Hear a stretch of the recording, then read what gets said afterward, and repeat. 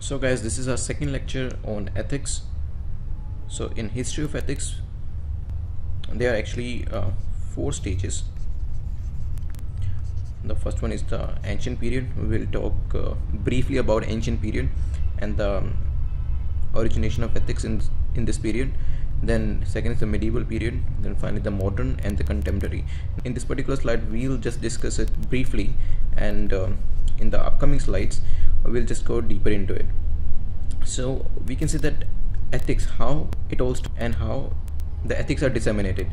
Now ethics are disseminated by words of mouth.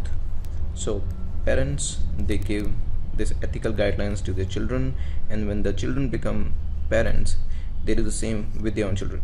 In ancient period, it was probably during the 5th century when Socrates started talking about ethics, and then after Socrates, his disciple Aristotle came with accounts of virtues. So this was the work, accounts of virtues, which was initiated by Aristotle. And during the medieval period, it was a Christian philosopher Augustine who talked about ethics. And in the modern period particularly, there were many scholars like Thomas Hobbes, John Locke, David Hume, Immanuel Kant. They all talked about ethics in one form or the other. Now we are just naming the scholars and we are not getting into their work, because that's what we are going to discuss in the upcoming slides. Here we are just touching upon the people who were the pioneer in the work of ethics in a particular period. So in ancient period it was Socrates and Aristotle, and in medieval period it was Augustine. In modern period, Thomas Hobbes, John Locke, David Hume, and Immanuel Kant. And in the contemporary period, you can say it is G.E. Moore. Now this guy came up with his work Principia Ethica in 1903. It is Principia Ethica.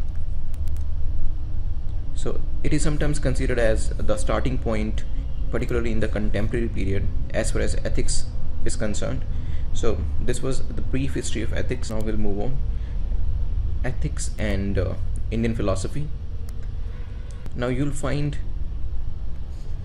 the mention of ethics or various principles and derivatives of ethics in Indian texts, like Bhagavad Gita is the one. In Bhagavad Gita, there's a lot of emphasis which is given on karma, a lot of emphasis given on yoga and jnana. Now all these things are related to ethics. Then in Buddhism also, 10 meritorious deeds are being talked about. Some of them are like do the right things, you have to speak the truth, and other things which have ethical backing. Therefore Buddhism also talks about ethics. Similarly in Jainism, the ethical underpinnings can be seen in the principle of ahimsa. Similarly non-violence. All these things are derivatives of ethics. Then we'll move on to the next philosophy, the Bhakti and the Sufi movement. Now Bhakti and Sufi movement, we know that they also criticize the ritualism and some of the practices which were outdated. And then finally in the modern period, the modern day thinkers, you'll find the name of Raja Ram Roy, Shri Aurobindo, Rabindranath Tagore, and Mahatma Gandhi. All these people, all these individuals talked about ethics in one form or the other. Now ethics and other disciplines. Now we'll try to connect ethics and the disciplines like psychology, or the areas like religion, or the disciplines or the area like the law. Now when we talk about psychology, psychology talks about how a man behaves, and ethics talks about how a man ought to behave. Now that's the basic difference. So psychology will tell you the basic causalities behind the behavior of an individual, while ethics will tell you how a person should behave. As far as religion is concerned, religion will tell you there might be some instances when your behavior may not be as per religion, but it is still ethical. For example, a religion may be silent or may not talk about eating non-veg food, but ethics may tell you that being killing another living being is not appropriate. So here you will see a dichotomy between religion and ethics. So ethics can question, and it usually does question, religious practices. For example, we have seen in the news that entry of women in mosques or temples, now that is a different interpretation of religion. It was stopped, so women were not allowed to enter in some temples and even some mosques. So religion says, or a different form or different interpretation of religion says, that women should not be allowed in the temple or the mosque, while ethics say that the women should be given the entry. Come to the next part, law and ethics. Law, the definition of law, you can say in a crude sense, it's a systematic set of rules, while ethics, there are no rules. It just differentiates between right and wrong, or at least it gets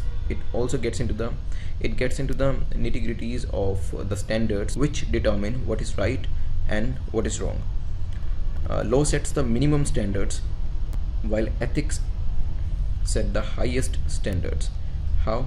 Because law say that this is the minimum amount of tax you have to give, this is the minimum amount of compliance you have to do.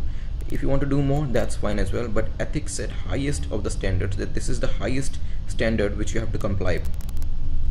Then next is, the laws are mostly in writing, while ethics are never written. They are not in the written form. The laws are binding, so you have to abide by them, you can't just get away with them. While ethics, you may comply to them, you may not comply to them, it's totally up to you. There is no foundation. Another example could be that law, for instance, may allow things like clinical trials, but ethics would say that clinical trials should not happen. Similarly, the next example could be during the British period, the Vernacular Press Act and Sedition Act, under which even Mahatma Gandhi was imprisoned. Now, these two acts were backed by law of the land during that period. However, these acts or these laws were not ethical. They were not ethical in any shape or form. So you can see the dichotomy between law and ethics here as well.